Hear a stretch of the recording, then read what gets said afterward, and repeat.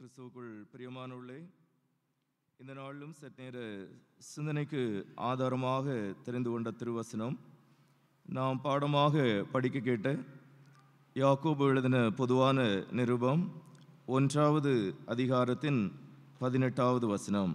James chapter 1 verse 18. ஒருவர் படிக்கலாம்.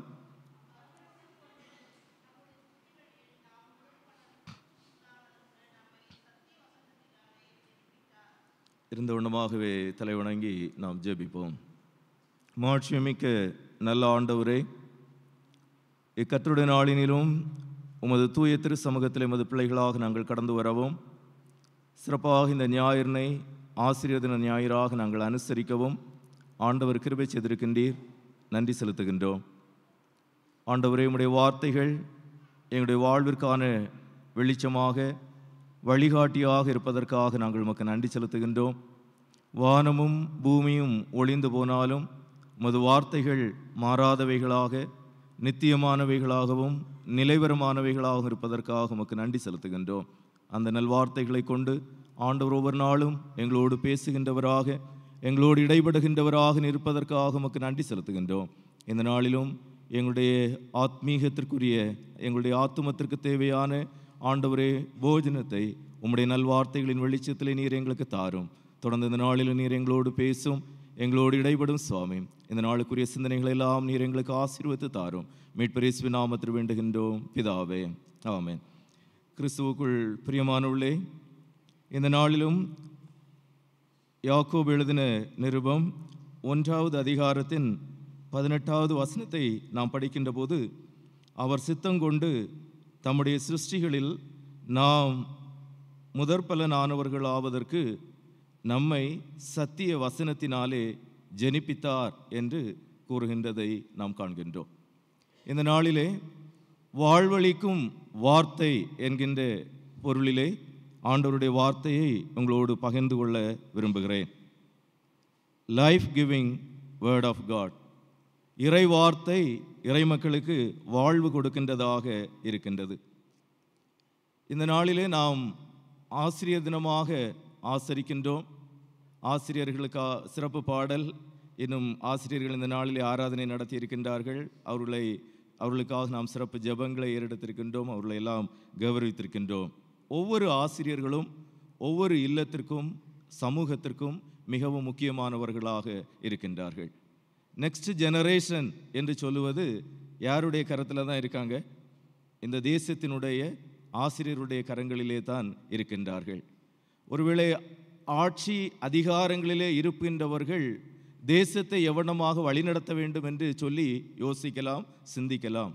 ஆனால் யதார்த்தமாக கள ரீதியாக இந்த கிரவுண்ட் ரியாலிட்டியில் சமூகத்தின் மக்களை தயார்படுத்துகின்ற, சமூகத்தின் மக்களை நல்ல குடிமக்களாக உருவாக்குகின்ற பணியினை செய்கின்றவர்களாக ஒவ்வொரு ஆசிரியர்களும் திகழ்கின்றவர்களாக இருக்கின்றார்கள். அவனமாக இந்த நாளிலே நாம் இந்த ஞாயிறினை ஆசிரியர் தின ஞாயிறாக அனுசரிக்கும் போது ஆண்டவர் நமது திருச்சபையின் வாழ்விலே தந்திருக்கின்ற ஆசிரியர்களுக்காக நாம் ஆண்டவருக்கு நன்றி செலுத்துகின்றோம். தொடர்ந்து அவருடைய பணி சிறக்க ஆண்டவர் கிருபை செய்வாராக.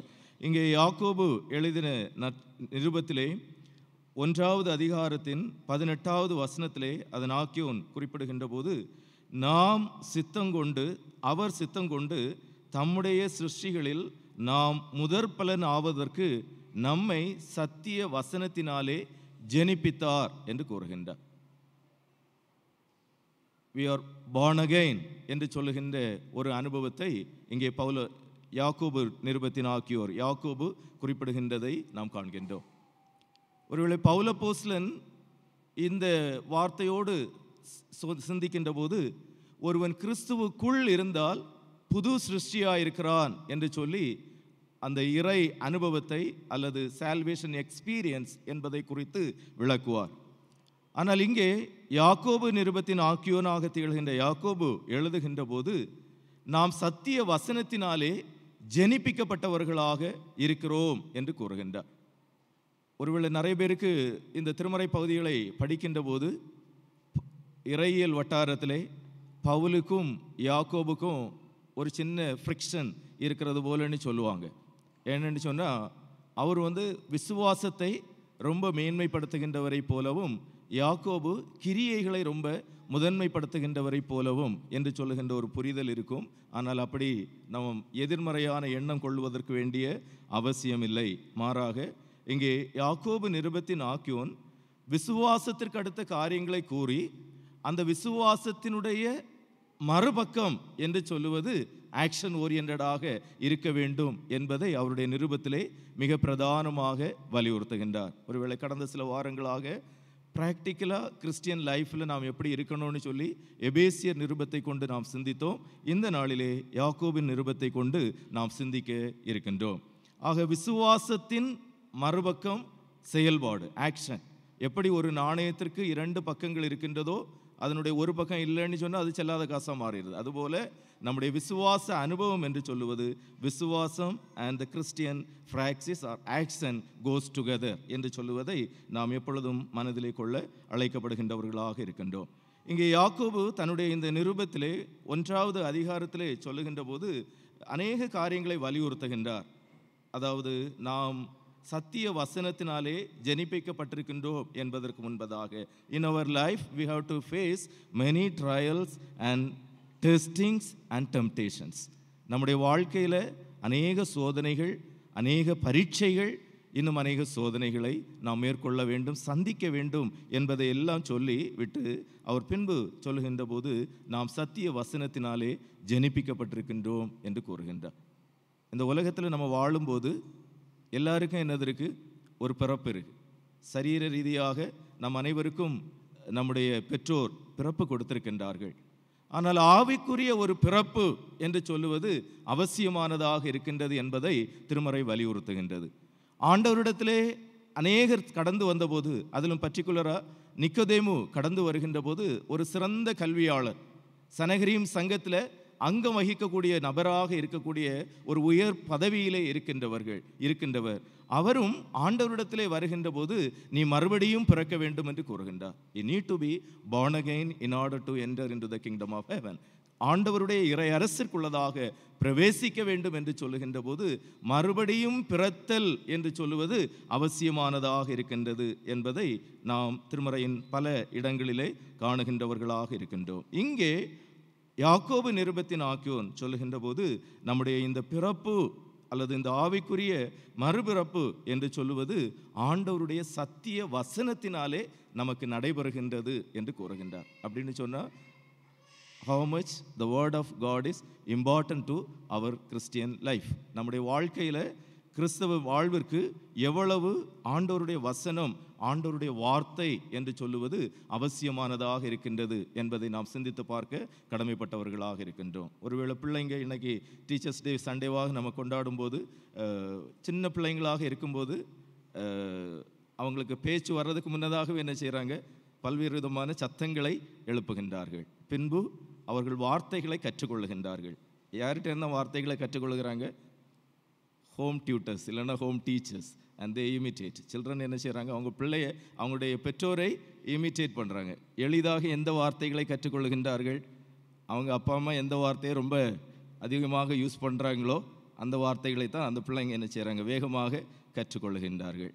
அதுக்கு பிறகு சமூகத்திலே போய் கற்றுக்கொள்ளுகின்றார்கள். பின்பு கல்வி சாலைகளிலே, கல்லூரிகளிலே சென்று பிள்ளைகள் வார்த்தைகளை கற்றுக்கொள்ளுகின்றார்கள். வார்த்தைகளை கற்றுக்கொள்ளுகின்றார்கள் என்று சொல்லும்போது கல்வியையே அவர்கள் கற்றுக்கொள்ள ஆரம்பிக்கின்றவர்களாக இருக்கின்றார்கள். ஆக இங்கே சத்திய வசனம் என்று சொல்லுவது நம்முடைய ஆவிக்குரிய வாழ்விற்கு மிக முக்கியமான ஒன்றாக இருக்கின்றது. இங்கே யாக்கோபு நிருபத்திலே 2 விதமான பிறப்பினை குறித்து குறிப்பிடுகின்றார். பர்த் என்று வருகின்ற போது அந்த பர்த்தில் முதலாவது அவர் சொல்லுகின்ற காரியம் என்ன என்று சொல்லுகின்ற போது 15வது வசனத்திலே 15வது வசனத்தை நாம் படிக்கின்ற போது, பின்பு இச்சையானது கற்பம் தரித்து பாவத்தை பிறப்பிக்கும், பாவம் பூரணமாகும் போது மரணத்தை பிறப்பிக்கும். 2 விதமான பிறப்பு இருக்கிறது. ஒன்று மரணத்துக்கு ஏதுவான பிறப்பு. சரீர ரீதியாக உலகத்தில் பிறந்திருக்கிறவங்க எல்லாரும் ஒரு நாள் மரணத்தை சந்திக்க போகிறாங்க, அது இருக்குது. ஆனால் ஆவிக்குரிய நிலைமையில் மரணத்தை கற்பம் தரித்து பெற்றெடுப்பதற்கான ஒரு வாய்ப்பும் இருக்கின்றது. கடவுளின் வார்த்தைகளினாலே நிரப்பப்பட்ட ஒரு வாழ்வாக வாழ்வது நிமித்தமாக ஆவிக்குரிய நிலைமையினில் பிறந்து நித்திய ஜீவனை சுதந்திரித்துக் கொள்வதற்கான ஒரு வாய்ப்பையும் ஆண்டவர் நமக்கு முன்பதாக வைத்திருக்கின்றார். ஆகவே தான் இந்த உலகத்தில் நம்ம வாழும்போது நம்முடைய வாழ்க்கையில் நிறைய சாய்ஸஸ் ஆண்டவர் கொடுக்குறார். ஆண்டவர் நம்மளை ஒரு ரோபம் மாதிரி பண்ணி கொஞ்சம் ப்ரோக்ராம் எல்லாம் பண்ணி நீ இதே போல் இருநிட்டு உடையல வித் ஃப்ரீவில் சுயாதீன பிரமாணம் என்று சொல்லுவதை ஆண்டவர் நமக்குள்ளே ஏற்படுத்தி அவரை போல ஃப்ரீயாக இருப்பதற்கு ஆண்டவர் நம்மை விட்டிருக்கின்றார். That is the greatness of God. அவருடைய உன்னதமான கிரியை, அவருடைய தன்மை என்பதை அது வெளிப்படுத்துகின்றது.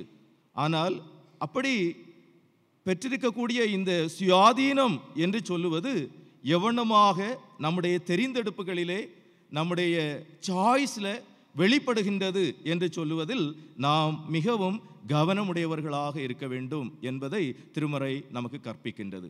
ஒருவேளை ஒவ்வொரு ஆசிரியர்களும் அவங்க பிள்ளைங்களை ஸ்டூடெண்ட்ஸை தயார் பண்ணும்போது பரீட்சைக்கு ஆயத்தப்படுத்துவாங்க. பரீட்சை இல்லாமல் ஒரு ஸ்டூடெண்ட்டை என்ன செய்ய முடியாது, வாழ்க்கையில் முன்னேறி வர முடியாது. அதுபோல் ஆவிக்குரிய வாழ்க்கையில் நாம் முன்னேற வேண்டும், ஆண்டவரால் பிறப்பிக்கப்பட்ட அனுபவத்திலே முன்னேற வேண்டும் என்று சொல்லுகின்ற போது we all have to face testing and trials. Testing and ட்ரையல்ஸ்ன்னு சொல்கிறது எல்லாருக்கும் உண்டு. சின்ன பிள்ளைங்களாக இருந்தாலும் சரி, இளமை காலத்தில் இருந்தாலும் சரி, வயோதிப காலத்தில் இருந்தாலும் சரி, எல்லாருக்கும் வாழ்க்கையில் டெஸ்ட் உண்டு. எல்லாரும் வாழ்க்கையில் டெஸ்ட்டை சந்திச்சு தான் வரணும். ஆனால் அந்த டெஸ்ட்டை நம்ம டெம்டேஷனாக மாற்றுகின்றோமா அல்லது we overcome that temptation என்று சொல்லுகின்றது நம்முடைய கருத்திலேயே இருக்கின்றது. அதற்கு ஆண்டவருடைய துணை என்று சொல்லுவது நமக்கு அவசியமானதாக இருக்கின்றது. ட்ரையல்ஸ் வரும், அடுத்தது டெஸ்டிங்கும் வரும். ஆனால் ட்ரையல்ஸையும் டெஸ்டிங்கையும் சாத்தான் நமக்குள்ளே இருக்கக்கூடிய பழைய மாம்சீக தன்மையின் அடிப்படையிலே அதை டெம்டேஷனுக்கு நேராக கொண்டு போய் நம்மளை ஒன்றும் இல்லாமல் ஆக்க முடியும். He can defeat us, whereas with the help of God, with the word of God, we can triumph over our trials and our temptations and our testing. இதுதான் கிறிஸ்தவ வாழ்க்கையில் இருக்கக்கூடிய ஒரு வேறுபாடு. நிறைய பேர் ட்ரையல்ஸ் டெம்டேஷன் வருது, எல்லாருக்கும் வரும். வரும்போது என்ன செய்துறாங்க, they fall என்று சொல்லுகின்ற ஒரு நிலைமையில் செல்லாமல் இருப்பதற்கு ஆண்டவருடைய வார்த்தை எப்பொழுதும் நமது வாழ்விற்கு அவசியமானதாக இருக்கின்றது. அதனால தான் கிறிஸ்தவங்களை என்னென்னு சொல்கிறாங்க, பீப்புள் ஆஃப் புக். புஸ்தகத்தை எப்போமோ கையில் வச்சிருக்கக்கூடிய நபர்கள் கிறிஸ்தவர்கள் என்று சொல்லுகின்றோம். கோயிலுக்கு போகும்போது என்ன செய்கிறாங்க, தே பிரிங் தேர் பைபிள், புக்ஸை கொண்டு வராங்க. பைபிள்னு சொன்னாலே புக்கு தான், பிப்ளியோ. ஆக பல்வேறு நூல்கள் ஒன்றாக இணைக்கப்பட்டு வேதாகமம் அல்லது புக்ஸ் ஆஃப் த பைபிள் என்று சொல்லுகின்ற நிலைமையில் பிப்ளியோன் என்று அழைக்கப்படுகின்ற வேதாகமத்தை நம்முடைய கரங்களிலே நாம் வைத்திருக்கின்றோம். ஆக ஆண்டவருடைய வார்த்தைகள் நமது வாழ்விற்கு மிக முக்கியமானதாக இருக்கின்றது. ஆண்டவர் எத்தகையவர் என்று சொல்லுகின்ற போது 17வது வசனத்திலே யாக்கோபு 1:17 நாம் படிக்கின்றோம், நன்மையான எந்த ஈவும் பூரணமான எந்த வரமும் பரத்திலிருந்து உண்டாகி ஜோதிகளின் பிதாவிடத்திலிருந்து இறங்கி வருகிறது, அவரிடத்தில் யாதொரு மாறுதலும் யாதொரு வேற்றுமையின் நிழலும் இல்லை. ஆண்டவர்கிட்ட இருந்தால் எல்லா நன்மைகளும் வருது. ஞானத்தின் உறைவிடமாக இருக்கின்றார். God is the வாய்ஸஸ்ட்.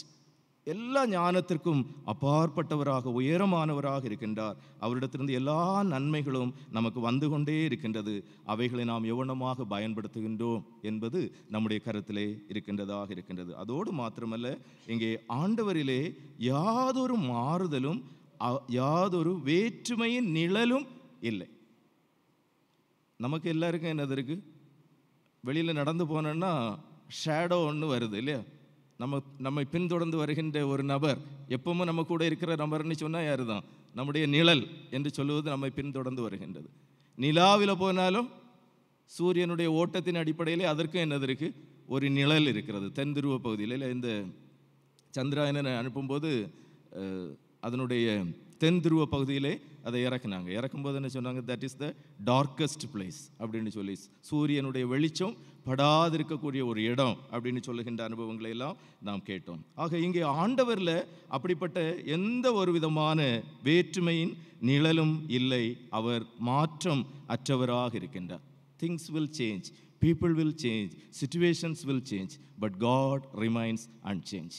ஆண்டவர் எப்பொழுதும் மாறாதவராகவே இருக்கின்றார். ஆகவே ஆண்டவர் நம்முடைய வாழ்வுக்கு தருகின்ற நன்மைகள் நம்மை அவருடைய சத்திய வசனத்திலே ஜெனிப்பிக்க செய்கின்ற ஒன்றாக, அல்லது வசனத்தினாலே வாழ்வு பெறுகின்ற ஒன்றாக நாம் இருக்க வேண்டும் என்று சொல்லி ஆண்டவர் விரும்புகின்றார். இந்த நிருபத்தை நீங்கள் படித்தீங்கன்னு சொன்னால் நிறைய இடத்துல என் சகோதரரே, என் பிரியமான சகோதரரே என்று கூறுவார்.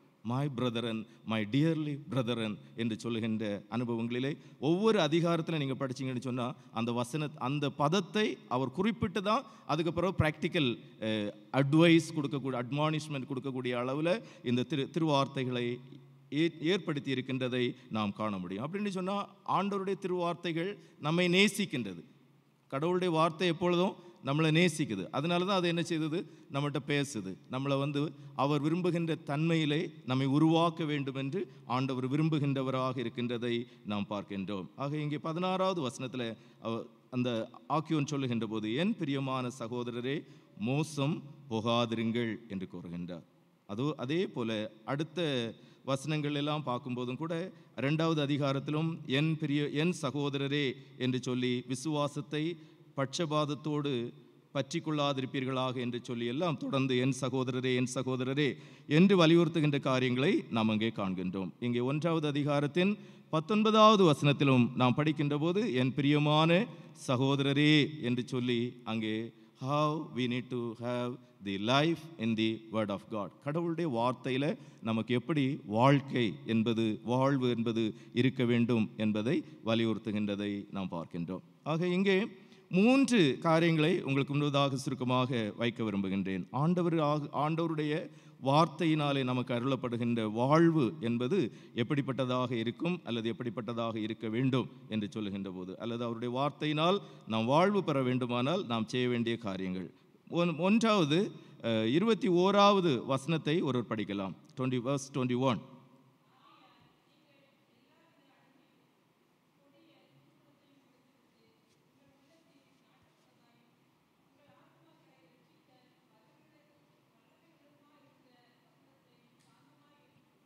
ஆகையால் நீங்கள் எல்லாவித அழுக்கையும் கொடிய துர்க்குணத்தையும் ஒழித்துவிட்டு உங்கள் உள்ளத்தில் நாட்டப்பட்டதாயும் உங்கள் ஆத்துமாக்களை ரட்சிக்க வல்லமை உள்ளதுமாய் இருக்கிற வசனத்தை சாந்தமாய் ஏற்றுக்கொள்ளுங்கள். Receiving the word of God என்று சொல்லுவது மிக முக்கியமானதாக இருக்கின்றது. வாழ்வு அருளும் இறை வார்த்தை, ஆண்டவருடைய வார்த்தை எல்லாருக்கும் வாழ்வு கொடுக்கின்றது. ஆனால் அந்த வாழ்வு கொடுக்கின்ற இந்த வார்த்தையினால் நம்ம வாழ்வு பெறணும்னு சொன்னால் நன்மையான எந்த ஈவும் பூரணமான எந்த வரமும் ஜோதிகளின் பிதாவிடத்திலிருந்து இறங்கி வந்து கொண்டே இருக்கிறது. It's always coming. 19வது சங்கீதத்தில் படித்தோம், சூரியன் தன் பாதையில் ஓடுவதை போல அது எப்பொழுதும் ஓடிக்கொண்டே இருக்கின்றது, அதனுடைய காந்திக்கு மறைவானது ஒன்றும் இல்லை என்று சங்கீதக்காரன் கூறுகின்றார். A psalm of Torah என்று கூறுகின்ற சங்கீதம் 19வது சங்கீதம். ஆக ஆண்டவருடைய திருச்சட்டம் என்று சொல்லுவது இந்த உலகினில் சிருஷ்டிக்கப்பட்டிருக்கின்ற ஆண்டவருடைய படைப்பாகிய சூரியனிலிருந்து வருகின்ற கதிர்வீச்சுகள் எப்படி பறந்து விரிந்து எல்லாவற்றிற்கும் வாழ்வு கொடுக்கின்ற தன்மை உடையதாக இருக்கின்றதோ, அதுபோல ஆண்டவருடைய வாயிலிருந்து புறப்படுகின்ற நல் வார்த்தைகள் என்று சொல்லுவது தன்னில் தானே ஆற்றலுடையதாகவும் பிறருக்கு வாழ்வு கொடுக்கின்றதாகவும் இருக்கின்றது. சத்திய வசனத்தினாலே ஜெனிப்பிக்கப்பட்ட ஒரு வாழ்வு நாம் வாழ வேண்டும் என்று சொன்னால் we must ready to receive the word of God. கடவுளுடைய நல் வார்த்தைகளை ஏற்றுக்கொள்ளுவதற்கான ஒரு வாஞ்சை என்று சொல்லுவது அவசியமானதாக இருக்கின்றதை இங்கே யாக்கோபு வலியுறுத்துகின்றதை நாம் பார்க்கின்றோம். ஏனென்று சொன்னால் 21வது வசனத்திலே ஆகையால் நீங்கள் எல்லாவித அழுக்கையும் கொடிய துர்க்குணத்தையும் ஒழித்துவிட்டு என்று கூறுகின்றார். who we are in reality என்று சொல்லுகின்ற போது நமக்குள்ள நிறைய அழுக்குகளும் நிறைய மாசுகளும் இருக்கிறது. இந்த அழுக்குகளோடும் இந்த மாசுகளோடும் ஆண்டவருடைய இறை வார்த்தையை வைக்க முடியாது. பாலுக்கு கூட அழுக்க போடுவோமா? பாலுக்கு இது பண்ணும்போது என்ன செய்கிறோம், எவ்வளவு சுத்தமாக அந்த பாத்திரத்தை நம்ம துலக்க வேண்டுமோ துலக்கி அதற்கு தகுந்த விதத்தில் தான் அந்த பாத்திரத்தை நாம் பயன்படுத்துகின்றவர்களாக இருக்கின்றோம். அதுபோல ஆண்டவருடைய வார்த்தையினால நாம் வாழ்வு பெற வேண்டும் என்று சொல்லுகின்ற போது நமக்குள் இருக்கக்கூடிய அழுக்குகள், நமக்குள் இருக்கக்கூடிய கொடிய துர்க்குணங்கள், இவைகளை நாம் ஒழிக்க வேண்டும் என்று கூறுகின்றார். இந்த நாளுக்குரிய நற்செய்தி பகுதியிலே நாம் படிக்கின்ற போது நம்முடைய இருதயம் எப்படிப்பட்டது, உள்ளிருந்து வெளியில் வர்றது தான் மக்களை தீட்டுப்படுத்தும், வெளியிலிருந்து உள் செல்வது தீட்டுப்படுத்தாது என்று கூறி இருதயத்தின் மாசற்ற தன்மையை அல்லது இருதயத்தில் இருக்கக்கூடிய பல்வேறு விதமான அனுபவங்களை அங்கே வலியுறுத்துகின்றதை நாம் காணலாம். இங்கே 21வது வசனத்திலே யாக்கோபு கூறுகின்ற போது, உங்கள் உள்ளத்தில் நாட்டப்பட்டதாயும் உங்கள் ஆத்துமாக்களை ரட்சிக்க வல்லமை உள்ளதுமா இருக்கிற வசனத்தை சாந்தமாய் ஏற்றுக்கொள்ளுங்கள். With humility you receive the word of God. ஆண்டவருடைய வார்த்தை நம்மளை தேடி வரும், எல்லா நிலைமையிலும் வந்து கொண்டே தான் இருக்கும். But we must able to humble ourselves and to receive. யார் மூலமாவது ஆண்டவர் நமக்கு தேவையான வார்த்தையை அந்தந்த நாளுக்கு தந்து கொண்டே இருக்கிறார். நம்முடைய வேத வாசிப்பின் மூலமாக தரலாம், நம்முடைய ஜெப வாழ்வின் மூலமாக ஆண்டவர் நமக்கு தரலாம், அல்லது நாம் செல்லுகின்ற இடங்களிலே சந்திக்கின்ற நபர்களின் மூலமாக, இறை வார்த்தைகளை கேட்பதின் மூலமாக ஆண்டவர் அந்தந்த நாளுக்குரிய நம் வார்த்தைகளை நமது வாழ்விற்கு தந்து கொண்டே இருக்கின்றார். அதை ரிசீவ் பண்ணுவதற்கான ஒரு தாழ்மையான சாந்தமான குணம் என்பது நமக்குள் இருக்கின்றதா என்பதை நாம் சிந்தித்து பார்க்க அழைக்கப்படுகின்றவர்களாக இருக்கின்றோம். அடுத்ததாக, இந்த சாந்தமான அனுபவத்தோடு ஆண்டவரை நாம் ஏற்றுக்கொள்ளுகின்ற போது நாம் அவருக்கு நெருக்கமானவர்களாக மாறுகின்றவர்களாக இருக்கின்றோம். இந்த நாளுக்குரிய ஃபர்ஸ்ட் ரீடிங்கில் உபாகமத்தில் நாம் படிக்கின்ற போது, உபாகமம் 4வது அதிகாரத்தின் 7வது வசனத்தையும் 8வது வசனத்தையும் படித்தீர்கள் என்று சொன்னால், நம்முடைய தேவனாகிய கர்த்தரை நாம் தொழுது கொள்ளுகிற போதெல்லாம் அவர் நமக்கு சமீபமாய் இருக்கிறது போல, தேவனை இவ்வளவு சமீபமாய் பெற்றிருக்கிற வேறே பெரிய ஜாதி எது? இந்நாள் நான் உங்களுக்கு விதிக்கிற இந்த நியாயப்பிரமாணம் முழுமையும் ஒத்த இவ்வளவு நீதியுள்ள கட்டளைகளையும் நியாயங்களையும் பெற்றிருக்கிற வேறே பெரிய ஜாதியும் எது? There is no race on this earth who have received to draw nigh unto God as we are என்று சொல்லுகின்ற நிலைமையில் ஆண்டவருடைய திருவார்த்தை கூறுகின்றதை நாம் காண்கின்றோம். அப்படி என்று சொன்னால், ஆண்டவரோடு நாம் இணைந்து வாழுகின்ற ஒரு வாழ்க்கை, சாந்தமாக அவருடைய வார்த்தைகளை ஏற்றுக்கொள்ளுகின்ற ஒரு அனுபவம் என்று சொல்லுவது எவ்வளவு நமது வாழ்விற்கு அவசியமானதாக இருக்கின்றது என்பதை நாம் சிந்தித்து பார்க்க அழைக்கப்படுகின்றோம். இரண்டாவதாக, இங்கே யாக்கோபு நிருபத்தின் ஆக்கியோன் கூறுகின்ற போது 22வது வசனத்திலே, அல்லாமலும் நீங்கள் உங்களை வஞ்சியாதபடிக்கு திருவசனத்தை கேட்கிறவர்களாய் மாத்திரமல்ல, அதன்படி செய்கிறவர்களாயும் இருங்கள் என்று கூறுகின்றார். You practice the word. First என்ன செய்யணும்? இறை வார்த்தையினால வாழ்வு பெறணும்னா we must ready to receive the word. யார் சொல்றான்னுட்டுள்ளது முக்கியம் இல்லை, கடவுளுடைய வார்த்தை நமக்கு வருது. என்னை தேடி ஆண்டவருடைய வார்த்தை இந்த நாளில் வருது, அந்த வார்த்தையை நான் ஏற்றுக்கொள்ள வேண்டும் என்று சொல்லுகின்ற சாந்தமான ஒரு மனம் என்பது நமக்கு அவசியமானதாக இருக்கின்றது. இரண்டாவதாக, இங்கே யாக்கோபு சொல்லுகின்ற போது, நாம் ஆண்டவருடைய நல் வார்த்தைகளை பயிற்சி செய்கின்றவர்களாக இருக்கணும். we need to practice. சித்திரமும் கைப்பழக்கம், அடுத்தது செந்தமிழும் நாப்பழக்கம். பேச பேச தான் என்ன செய்யும்? நாக்கு திருந்தும்.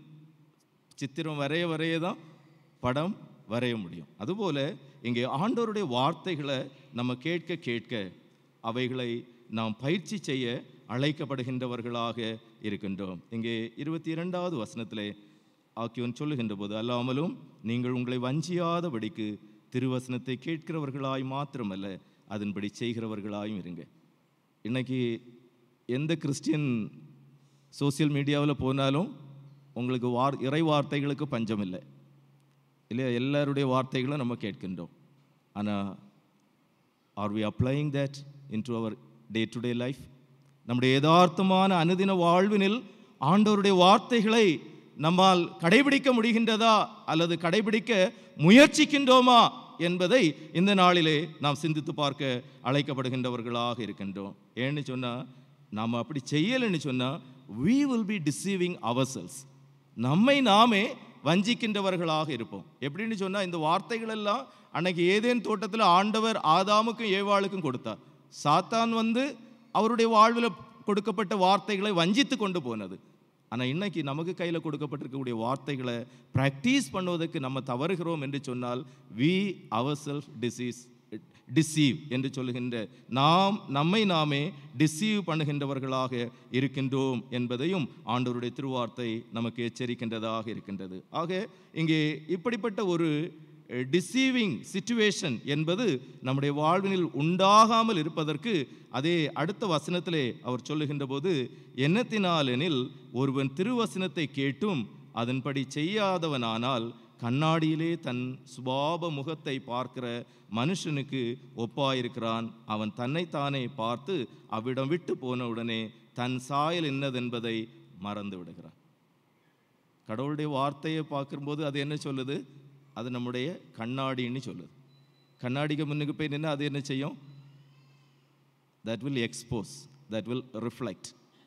சின்னவங்க பெரியவங்க ராஜா ராணி யாருன்னையும் கண்ணாடிக்கு என்னதில்லை, வித்தியாசமே கிடையாது. whoever they may. கண்ணாடிக்கு முன்னுக்கு ஒரு ஆள் போய் நின்னா அந்த கண்ணாடி என்ன செய்யும்? அங்கே என்ன இருக்குன்னுட்டுள்ளது அப்படியே எக்ஸ்போஸ் பண்ணி காட்டும். கடவுளுடைய வார்த்தையும் அதற்கு ஒப்பானது தான் என்று இங்கே யாக்கோபு கூறுகின்றதை நாம் பார்க்கின்றோம். whoever we may be, but the Lord's word will always reflect or it will reveal who we are என்று சொல்லுவதை இங்கே யாக்கோபு கூறுகின்றதை நாம் பார்க்கின்றோம். ஆக அந்த கண்ணாடியை பார்க்கின்ற போது, நம்ம இப்போ கோயிலுக்கு வந்திருக்கோம், எல்லாரும் ஓரளவு தயார் பண்ணி அட்லீஸ்ட் மிரருக்கு முன்ன போய் எப்படியாவது நம்முடைய முகம் உடை எல்லாம் சரியாக இருக்கான்னு பார்த்துட்டு தான் வந்திருப்போம். அதுபோல் ஒவ்வொரு நாளும் நாம் ஆண்டவருடைய வார்த்தைகளை நம்முடைய வாழ்வினிலே கண்டு நம்முடைய சுபாவங்களை சீர் செய்ய நாம் அழைக்கப்படுகின்றவர்களாக இருக்கிறோம். அப்படி இல்லைன்னு சொன்னால் மறந்து விடுகின்ற ஒரு அனுபவம் என்பதை இங்கே கூறுகின்றதை நாம் காண்கின்றோம். அதோடு மாத்திரமல்ல, அடுத்த 25வது வசனத்திலே சுயாதீன பிரமாணமாகிய பூரண பிரமாணத்தை உற்று பார்த்து, கண்ணாடியை எதற்கு ஒப்பிடுகின்றார் யாக்கோபு? கடவுளுடைய வசனத்திற்கு ஒப்பிடுகின்றார். நியூ டெஸ்டமென்ட், அதாவது இறை வார்த்தைகளுக்கு ஒப்பிடுகின்றார். சுயாதீன பிரமாணமாகிய பூரண பிரமாணத்தை உற்று பார்த்து அதிலே நிலை நிற்கிறவனே கேட்கிறதை மறக்காதவனாய் அதை கேட்கிறதை மறக்கிறவனாயிராமல் அதற்கேற்ற கிரியை செய்கிறவனாயிருந்து தன் செய்கைகளில் பாக்கியவானாய் இருப்பான். விசுவாசித்தவனே பாக்கியவான்னு சொல்லுவோம். ஆனால் யாக்கோபு என்ன சொல்லுகின்றார்? செய்கையினாலேயும் பாக்கியவான் ஆக வேண்டும் என்று கூறுகின்றார். அப்போ நம்முடைய ஃபெய்த்தும் நம்முடைய பிராக்சிஸும் ஒன்றோடு ஒன்று இணைந்து செல்லுகின்றதாக இருக்க வேண்டும் என்பதை வலியுறுத்துகின்றதை நாம் இங்கே காண்கின்றோம். Practicing the word of God என்று சொல்லுவது மிக முக்கியமானதாக இருக்கின்றது. அது எப்படி? ஒவ்வொரு நாளும் கண்ணாடிக்கு முன்ன போய் நிற்பதை போல. ஒரு நாள் கண்ணாடியை பார்த்துக்கிட்டு ஒரு வருஷம் நான் கண்ணாடியை பார்க்க மாட்டேன்னு சொல்லணும்னு சொன்னால் திருமறை அப்படி நம்ம மூடி வைக்கிறதுக்கு சமம். அப்படி இல்லை. Everyday we use the mirror. அதே போல ஆண்டவருடைய நல்வார்த்தைகளை நமது அனுதின வாழ்வினில் ஒரு அங்கமாக நாம் கொள்ளுகின்ற போது நம்முடைய செய்கைகளினாலே, நம்முடைய விசுவாசத்திற்கு அடுத்த செய்கைகளினாலே நாம் பாக்கியவான்களாக மாறுவதற்கு ஆண்டவருடைய வார்த்தை நமக்கு வாழ்வு தரும் என்பதிலே எந்த சந்தேகமும் இல்லை. அடுத்ததாக இங்கே ஆண்டவருடைய வார்த்தை நமது வாழ்விற்கான வாழ்வினை தருகின்றது. எப்பொழுது என்று சொல்லுகின்ற போது, when we share the values of the word of God என்று சொல்லுவதை நாம் காணலாம். 26வது வசனமும் 27வது வசனமும், உங்களில் ஒருவன் தன் நாவை அடக்காமல் தன் இருதயத்தை வஞ்சித்து தன்னை தேவ பக்தி உள்ளவன் எண்ணினால் அவனுடைய தேவ பக்தி வீணாயிருக்கும். வார்த்தையில் தான் இருக்கு நம்முடைய தேவ பக்தி. தேவ பக்தி எதில் வெளிப்படுது?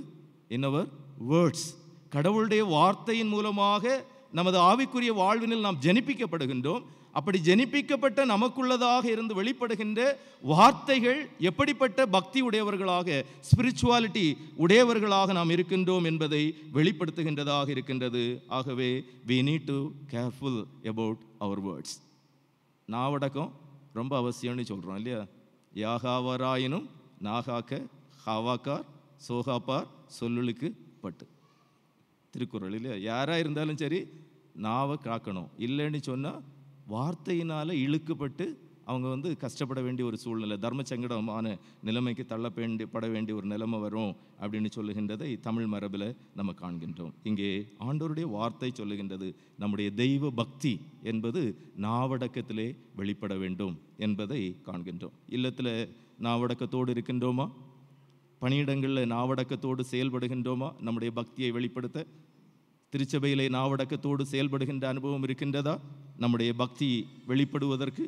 இவைகளெல்லாம் நாம் சிந்திக்க இந்த நாளிலே கடமைப்பட்டவர்களாக இருக்கின்றோம். அதோடு மாத்திரமல்ல, 27வது வசனத்திலே திக்கற்ற பிள்ளைகளையும் விதவைகளையும் படுகிற உபத்திரவத்திலே அவர்களை விசாரிக்கிறதும் உலகத்தால் கரைபடாதபடிக்கு தன்னை காத்து கொள்கிறதுமே பிதாவாகி தேவனுக்கு முன்பாக மாசில்லாத சுத்தமான பக்தியாக இருக்கிறது. There is no nation to draw nigh unto God like us என்று சொல்லுகின்ற போது, what is the level of our spirituality? நம்முடைய பக்தி எப்படிப்பட்டதாக இருக்கின்றது? ஓசியா சொல்லுவதை போல காலையிலே மறைந்து போகின்ற பனிக்கு ஒத்ததான ஒரு பக்தியாக நம்முடைய வாழ்வு இருக்கின்றதா, அல்லது மாசில்லாத சுத்தமான பக்தியாக நம்முடைய வாழ்வு இருக்கின்றதா? உலக சிநேகம் தேவனுக்கு விரோதமான பகை என்று 4வது அதிகாரத்திலே சொல்லுகின்றார். உலக சிநேகம் நமக்குள்ளதாக வருமானால் உலகம் நம்மை கரைப்படுத்தும். மாசில்லாத பக்தி நிறைந்த ஒரு வாழ்வு வாழ இயலாதவர்களாக நம்மை மாற்றிவிடும். உலகத்தால் கரைபடாத ஒரு வாழ்வு வாழ வேண்டும். அதே நேரத்தில் திக்கற்ற பிள்ளைகளையும் விதவைகளும் படுகிற உபத்திரவத்திலே அவர்களை விசாரிக்க வேண்டும், அவர்களுக்கு உதவி செய்ய வேண்டும். Sharing the word of God comes there. இன்னைக்கு டீச்சர்ஸ் டேக்கு காரணமாக இருக்கக்கூடிய டாக்டர் ராதாகிருஷ்ணன் அவர்களை குறித்து சொன்னாங்க. அவர் வாழ்ந்த காலத்தில் நம்ம இன்னைக்கு நிறைய பேர் நம்ம கொண்டாடுகிறோம், that is well and good. ஆனால் நமக்குள்ளேயே ஆண்டவர் நல்ல சாட்சிகளை ஏற்படுத்தி தந்திருக்கின்றார்கள், அவர்களையும் நாம் எண்ணி பார்க்க வேண்டும். ஊரில் எங்களுடைய திருச்சபை இதே காலகட்டத்தில் வாழ்ந்தவர் தான் ஒரு ஆசிரியர். அந்த ஆசிரியருடைய பேர் K.I. மாசிலாமணி ஆசிரியர். அவங்க ஒரு ஹிந்தி டீச்சர். தமிழகம், கேரளத்திலிருந்து தமிழகம், தாய் தமிழகத்தோடு குமரி மாவட்டம் இணைந்த ஒரு காலகட்டம். ஹிந்தி எதிர்ப்பு போராட்டம் தமிழகம் முழுவதும் உச்சக்கட்டத்தில் இருந்த ஒரு காலகட்டம். அந்த காலகட்டத்தில் ஒரு கிறிஸ்தவ ஹிந்தி டீச்சர் இருந்தாங்க. அப்போ அவருக்கு பாடு எப்படி இருந்திருக்கும் கொஞ்சம் சிந்திச்சு பார்க்கணும். அந்த ஆசிரியர் நிறைய ஹிந்தி டியூஷன் எடுக்கிறவர்களாக இருந்தார். தனது அந்த நாளில் இருந்த திருச்சபை, எங்களுடைய திருச்சபை ஒரு கிராம திருச்சபையாக அந்த நாட்களில் இருந்தது. திருச்சபையினில் அநேக ஆசிரியர்கள் ஏற்பட வேண்டும் என்றெல்லாம் சொல்லுவது அவருடைய மிகுந்த வாஞ்சையாக இருந்தது. அதனால் என்ன செய்தார்னா, ஒவ்வொரு டியூஷன் சென்டர் இடங்களில் போய் அவர் நடத்துகின்ற டியூஷன் நடத்தி அதில் கிடைக்கக்கூடிய ஒரு சொற்ப வருமானம் அதை பேரின்பபுரம் ஏழை மாணவர் உதவி சங்கம் என்று சொல்லுகின்ற ஒரு அமைப்பாக ஏற்படுத்தினார். திருச்சபையில் படிக்கக்கூடிய அன்னைக்கு இருந்தவர்கள் வறுமையின் பிடியில் அவ்வளவு அகப்பட்டிருந்தார்கள், கடினமாக உழைத்தார்கள். பிள்ளைகள் அநேகம் பேர் இல்லங்களிலே இருந்தார்கள். பிள்ளைகள் தான் சொத்து, அவங்கள வாழ்வு கொடுக்கணும், வளர்த்தெடுக்கணும்னு சொல்லுகின்ற ஒரு வாஞ்சை ஒரு ஆசிரியருக்கு உண்டானது. அந்த நலச்சங்கத்தை ஏற்படுத்தி அதற்காக பல நிலைமைகளிலே செயல்பட்டார். 10ஆம் கிளாஸ் படிக்கிறது வரைக்கும் இந்த சங்கத்தின் மூலமாட்டு தேவைப்படுற பிள்ளைங்களுக்கு இலவசமாக கல்வி உதவியை செய்வாங்க. இன்னைக்கு அனைவருக்கும் கல்வின்னு சொல்லுகின்ற அரசினுடைய திட்டங்கள் இருக்கின்றது. அன்னைக்கு அப்படி இல்லை. அதனால இந்த ஆசிரியரின் முயற்சி அநேக பிள்ளைகள் 10ஆம் கிளாஸ் வரை படிக்கிறதுக்கு உதவி செய்தது. 11, 12 கல்லூரி படிப்புகள் போகின்ற போது வட்டி இல்லாத கடன் கொடுத்து கல்வி கற்பவர்களை ஊக்கப்படுத்தினார்கள். You want to study, you continue your study, when you want to repay, you repay என்று சொல்லுகின்ற நிலைமையிலே அவர்கள் செயல்பட்டார்கள். அதன் மூலமாட்டு அந்த திருச்சபையில் எண்ணிறந்த ஆசிரியர்கள் ஏற்பட்டிருக்கின்றார்கள், எண்ணிறந்த போதகர்கள் உண்டாயிருக்கின்றார்கள். அநேக விஞ்ஞானிகளும் இன்றைக்கு அந்த திருச்சபைகளிலே இருக்கின்றார்கள். திருச்சபையிலே ஒரு பெரிய வாழ்வியல் மாற்றம் என்பது ஏற்பட்டிருக்கின்றது. அந்த நிறுவனம் இன்றைக்கு திருச்சபையினுடைய ஒரு அமைப்பாகவே இயங்குகின்றது. அதுக்குன்னு சொல்லக்கூடிய ஒரு பெரிய இடம் அவைகள் எல்லாம் இன்னைக்கு ஏற்படுத்தி திருச்சபையினுடைய ஒரு பகுதியாக செயல்படுகின்றது. இன்னைக்கு நம்ம மத்தியிலேயும் அநேக டீச்சர்ஸ் இருக்கும். What is our responsibility to our own church? நம்மை சூழ வாழுகின்ற மக்களுக்கு நாம் இந்த மாதிரி சங்கங்களை ஏற்படுத்த வேண்டும் என்று சொல்லி நான் சொல்ல வரவில்லை. But meeting the needs of the people, நம்முடைய சூழலில் இருக்கக்கூடிய சூழ்நிலைகளை அறிந்து உணர்ந்து செயல்படுகின்ற அடுத்த தலைமுறைகளை குறித்த ஒரு கரிசனை, ஒரு வாஞ்சை என்று சொல்லுவது நம்முடைய வாழ்வினில் உண்டா என்பதை இன்றும் நாம் சிந்தித்து பார்க்க அழைக்கப்படுகின்றோம். இன்றும் அவங்களுக்கு ஒரு பெரிய என்டோமெண்ட் ஃபண்ட் இருக்குது. அது மூலமாட்டு அநேக பிள்ளைகளை அவர்கள் படிக்க வைக்கிறார்கள். அதன் மூலமாக அந்த பகுதியினிலே இன்னைக்கு அந்த டிஸ்ட்ரிக்டே என்னது, கல்வியிலே சிறந்த ஒரு மாவட்டமாக மாறி இருக்கின்றது. இதே போன்ற நல்ல பணிகள், பக்தி, மாசில்லாத சுத்தமான பக்தியை சமூகத்திலே செயல்முறைப்படுத்தி காட்டுகின்றார்கள். That is the beauty of our churches. ஆக நம்முடைய திருச்சபைகளினுடைய சூழல் இத்தகையதாக வெளிப்பட வேண்டும் என்பதை ஆண்டவர் நம்மிலே எதிர்பார்க்கின்றவராக இருக்கின்றார். இறைவார்த்தை நமது வாழ்விற்கு வாழ்வு தருகின்றது. எப்பொழுது? ஆண்டவருடைய வார்த்தைகளை சாந்தமாக நாம் ஏற்றுக்கொள்ளும்போது. With humility, if you receive the word of God, that will really give you life.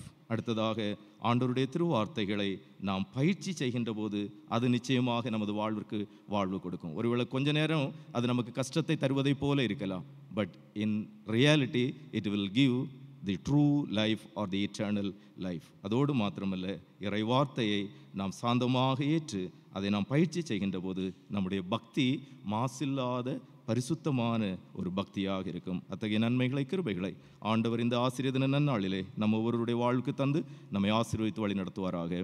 Amen.